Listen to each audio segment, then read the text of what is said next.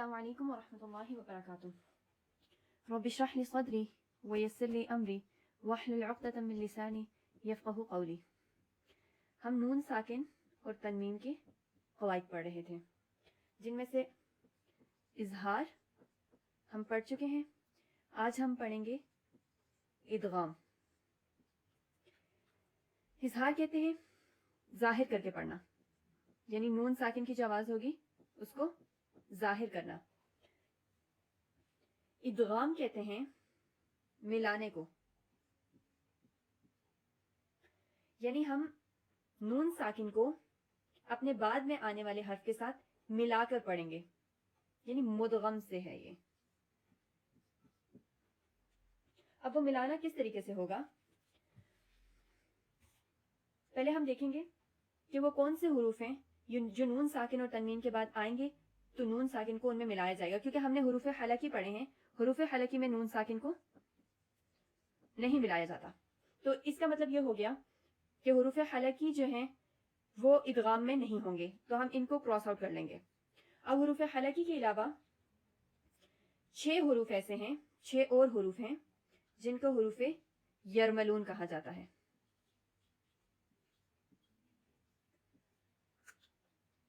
یا، را،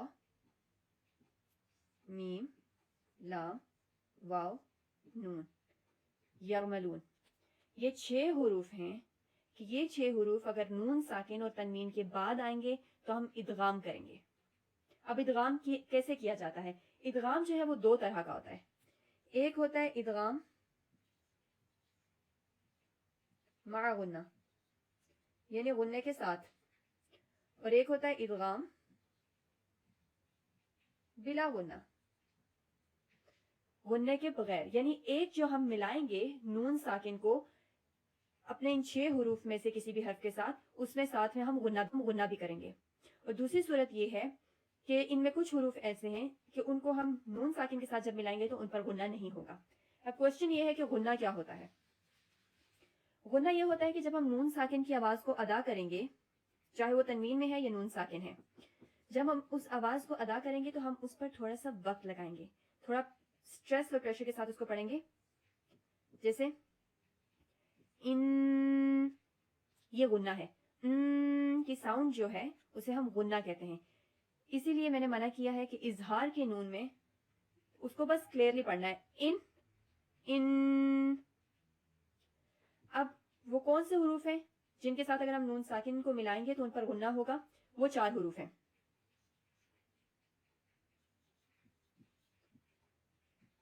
جن پر غنہ ہوگا، غنے کے ساتھ ادغام ہوگا. وہ ہیں یا، نون، میم اور واو. ان کو ایزیلی یاد کرنے کے لیے،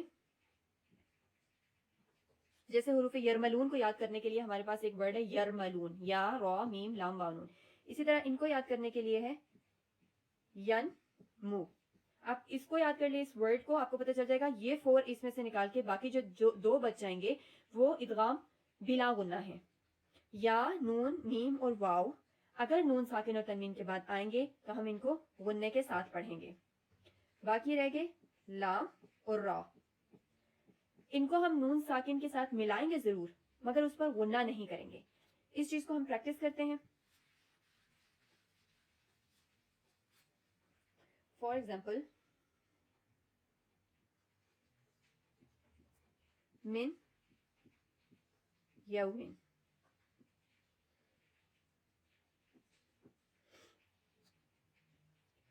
اب ہم سب سے پہلے اس کے سپیل کو سیکھیں گے. سپیل یعنی جو توڑ جوڑ ہوتے ہیں اس کو سیکھنا بہت ضروری ہے بگنرز کے لیے خاص کر کے. اس میں کیونکہ ہم نون کی آواز لائیں گے تو ہم اس کو پڑھیں گے میم، نون، یا. پہلے ہم سارے لیٹرز کو پڑھیں گے، اس کے بعد ہم پھر جائیں گے اس کی حرکت پہ، کیونکہ یہ 2 حرکات تو پڑھ ہی نہیں جاتی. اسی لیے ہم میم کے ساتھ جب نون اور یا کو پڑھ رہے ہیں تو ہم حرکت بھی سب سے پہلے لیٹر کی لیں گے. میم، نون، یا، زیر، میم، اس کے بعد یا، واو زبر، یاؤ. اب یہاں پہ ہم نے دیکھا کہ نون ساکن کے بعد یا آیا ہے حروف یرملون میں سے، اور یا وہ حرف ہے جس میں ادغام غنے کے ساتھ کیا جائے گا. اب ہم غنہ کریں گے می یومن. یہ جو ہم درمیان میں نون کی ساؤنڈ لا رہے ہیں، می یومن یہ غنہ ہے. ہم اس کو ڈائریکٹ مِز یومن نہیں پڑھ سکتے, وہ غلط ہوگا. اور اگر کوئی ایسا ورڈ آ رہا ہے جس میں یا مشدد ہے اور اس سے پیچھے نون نہیں ہے تو وہاں پہ نون کی آواز نہیں لانی. یا اکثر لوگ غلطی کرتے ہیں, اس کو بھی میز یا کوئی بھی اور ورڈ ہو ایسے پڑھتے ہیں, ایسے پڑھنا غلط ہے. جہاں پہ نون ساکن ہوگا وہاں پہ صرف رولز اپلائی ہوں گے. اب ہم نے یا کے بارے میں دیکھا ہے کہ یہاں پہ ہم نے اس کو غننے کے ساتھ پڑھا ہے. اب ہم دیکھتے ہیں واو. اسپیل اسی طریقے سے ہوگا. اب اس میں ڈفرنس کیا ہوگا, اگر ہم زیر کے ساتھ واو پڑھیں تو ہم غنہ بھی کریں گے کیونکہ یہ غننے والے حروف میں سے ہے. ساتھ ہم اس کو واو کی طرف کیونکہ ہم لے کے جا رہے ہیں, جو کہ ہم نے واو کا مخرج پڑھا تھا, تو ہونٹوں میں یعنی آواز میں گولائی ایک لانی ہے. میو, ہونٹ گول ہوں گے. میو ولیشن. اب یہ جو یہاں پہ یا شد کے ساتھ آیا, اس کو ولیشن نہیں پڑھنا, اس کو ولیشن کلیئرلی پڑھنا ہے. جس حرف پہ شد آتی ہے اس کو کلیئرلی شد کے ساتھ پڑھا جاتا ہے. اس کے بعد ہمارے پاس ہے نون.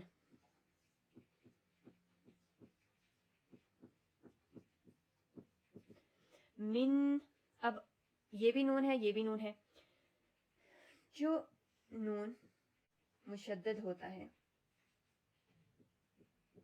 ایون جو میم مشدد ہوتا ہے, ان پر ہمیشہ غنہ ہوتا ہے. ان کے پیچھے چاہے نون ساکن ہو یا نہ ہو, نون مشدد اور میم مشدد پہ ہمیشہ غنہ ہوتا ہے. ٹھیک, یہاں پہ نون ساکن ہے, اس کے بعد نون آ رہا ہے, اس لیے ہم اس کو ادغام غننے کے ساتھ کریں گے. من نصیر, اس کا جو غنہ ہے وہ بہت کلیئرلی ہوگا کیونکہ نون آ رہا ہے. جسے می یومن اور میو ولیشن میں تھوڑی سی آواز یا اور واو کی طرف کی تھی, مگر یہاں پر نون ہی ہے تو اس کو بہت کلیئرلی پڑھیں گے ہم. اس کے بعد ہم فورتھ لیٹر کو بھی پریکٹس کر لیتے ہیں.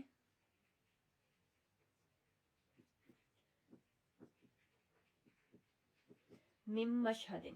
اب یہاں پہ نون کی ساؤنڈ ہے لیکن وہ جس طرح ہم بولتے ہیں ادغام, یعنی اس کو ہم نے میم میں ملا دیا ہے.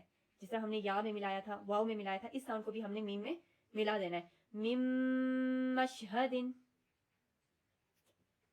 اب آپ نے غننے کو پریکٹس کیسے کرنا ہے کہ آپ نے میک شیور کرنا ہے آپ اس کو ایٹ لیسٹ ایک الف کی لینتھ جتنا غنہ کریں. یہ نہیں ہو مم مشہدن, یہ غنہ نہیں ہے. مم مشہدن تھوڑا سا لمبا کرنا غنہ نہیں ہے. مم مشہدن, آرام ترتیل کے ساتھ اس کو پریکٹس کرنا ہے. تیزی سے پڑھنے کا کوئی فائدہ نہیں ہے کیونکہ آپ کو اپنی غلطی سمجھ نہیں آئے گی. اسی لیے قرآن پاک کو ٹھہر ٹھہر کر پڑھنا ہے, اور جتنا آپ اس کو خوبصورت کر کے پڑھیں گے اللہ سبحانہ تعالیٰ آپ کو اس پہ اتنا ہی اجر دیں گے. یہ ہم نے پریکٹس کر لیا ان 4 غننے والے حروف کو.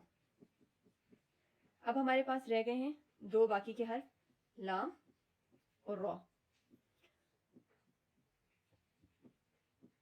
ہم اس کو بھی پریکٹس کرتے ہیں. اب اس میں بھی نون جو ہے ادغام ہوگا, یعنی لام کے ساتھ مل جائے گا, لیکن اس میں غنہ نہیں ہوگا. جب غنہ نہیں ہوگا تو ہم پھر نون کی آواز نہیں لائیں گے کیونکہ اس میں غنہ نہیں. ہم اس کو من لدنہ نہیں پڑھ سکتے. یا ہم اس کو ملائیں گے تو صحیح, ادغام کریں گے, یعنی ہم نون کو لام کے ساتھ ملائیں گے, اس کو کہتے ہیں ادغام کرنا, لیکن ادغام میں غنہ نہیں ہوگا. من لدنہ, من لدنہ. اب یہاں پہ ایک اور چیز ہمارے پاس آ گئی ہے, ایک اور نون ساکن آ گیا ہے, یہ جو ہم نے پڑھا ہے. اس نون ساکن کے بعد ہمارے پاس کیا آ رہا ہے, ہاں, اور یہ کون سے حروف میں سے ہے, حروف حلقی میں سے. تو اس کو ہم کلیئرلی پڑھیں گے. کبھی کبھار ایسا ہوتا ہے ایک ہی ورڈ میں ڈفرنٹ نون ساکن آئیں گے اور ڈفرنٹ رولز اپلائی ہوں گے, اس لیے بہت دھیان کے ساتھ قرآن پاک کو پڑھنا چاہیے. من لدنہ, ہم نے میم نون لام ہم نے ان کو آپس میں ملا دیا ہے, ادغام کیا ہے لیکن غنہ نہیں کیا. اسی طرح اگر ہم دوسری اگزامپل لیں, اب یہاں پہ بھی ہم نون کو را کے ساتھ ملائیں گے لیکن غنہ نہیں کریں گے. من ربہم. اب ان جو ورڈز کو آپ نے پریکٹس کرنا ہے ادغام کو. ہم تنوین میں سے بھی کوئی اگزامپل لے لیتے ہیں. ہم نے ابھی نون ساکن کی اگزامپلس کی ہیں. تنوین میں سے فار ایگزامپل رؤوف الرحیم. اب یہاں پہ تنوین آ رہا ہے, گویا یہ رؤوفن ہے, رؤوفن. اب ہم اس نون ساکن کو اس را کے ساتھ ملائیں گے, لیکن جب ہم را کے ساتھ ملائیں گے یا لام کے ساتھ ملائیں گے تو ہم اس پر غنہ نہیں کریں گے. فار ایگزامپل ہم ایک ورڈ لے لیتے ہیں, رجلن اور یسع. اب یہاں پہ تنوین کے بعد آ رہا ہے یا, یہاں پہ تو را تھا نا, یا ان حروف میں سے جن پر غنہ ہوتا ہے, تو اس کو ہم پڑھیں گے رجل یسع, غنہ ہوگا. اگر ہم ورڈ لیں من یقول, یہ جو ہم درمیان میں ٹائم لگاتے ہیں من, دس از غنہ, یہ ادغام والا غنہ ہے. ایک تو نارمل غنہ ہوتا ہے جو نون مشدد اور میم مشدد پر کیا جاتا ہے, جس کے بارے میں نے بتایا ہے. ان, یہ بہت کلیئر غنہ ہے. اسی طرح مم, ٹھیک, یہ غنہ جو نون اور میم کا ہے یہ بہت ہی کلیئر غنہ ہے. جو آتا ہے یا اور واؤ کے ساتھ, اس میں یا اور واؤ کی ساؤنڈ بھی آنی چاہیے. من یوم, من ولیجن, یعنی غنہ بھی ہو اور یا اور واؤ کو بھی ادا کیا جائے. اور اس کے بعد جو لام اور را رہ جاتے ہیں ان پہ لام اور را کو پڑھا جائے گا, نون کو ان کے ساتھ ملا دیا جائے گا. وہاں پہ غنہ نہیں ہوگا. جب غنہ نہیں ہوگا اس کا مطلب ہم نون کو, اس میں ادائیگی نہیں ہوگی نون کی, کیونکہ غنے کا تعلق نون کے ساتھ ہے. من ربہم, ٹھیک ہے. اس چیز کو دھیان میں رکھتے ہوئے آپ نے اس رول کو پریکٹس کرنا ہے. قرآن پاک میں سے جس طرح ہم نے اظہار کو پریکٹس کیا ہے, آپ کو اس میں سے بھی جو ادغام کے بھی ورڈز ہیں وہ آپ کو مل جائیں گے. آپ نے اس کو پریکٹس کرنا ہے. فار ایگزامپل اگر ہم یہاں سے لیتے ہیں نون ساکن کے بعد ہمارے پاس یہاں پر آ رہا ہے نون, نون حروف یرملون میں سے. لن ندخلها, اب دال پہ قلقلہ ہوگا جو ہم حروف قلقلہ میں پڑھ چکے ہیں. ہاں جو ہے وہ حروف مدہ میں سے. ان ساری چیزوں کو دھیان میں رکھنا ہے. اسی طرح ابدم, میم آ گیا, ابدم ما داموا. اس طریقے سے آپ نے اس کو پریکٹس کرنا ہے. قرآن پاک میں سے آپ نے ورڈز ڈھونڈنے ہیں, نہیں تو آپ کسی قرآنی قاعدے میں سے ورڈز کو لیں اور انہیں پریکٹس کریں. ایٹ لیسٹ 10 ورڈز آپ ضرور پریکٹس کریں. اور کوئی کویسچنس ہوں تو آپ اس ٹاپک سے ریلیٹڈ تو آپ کامنٹ سیکشن میں پوچھ سکتے ہیں, انشاءاللہ آپ کو ان کا جواب دیا جائے گا. اللہ سبحانہ تعالیٰ جو ہے ان کے سیکھنے اور سکھانے میں ہمارے لیے آسانی فرمائے اور ان پر عمل کرنے کی توفیق عطا فرمائے. السلام علیکم ورحمۃ اللہ وبرکاتہ.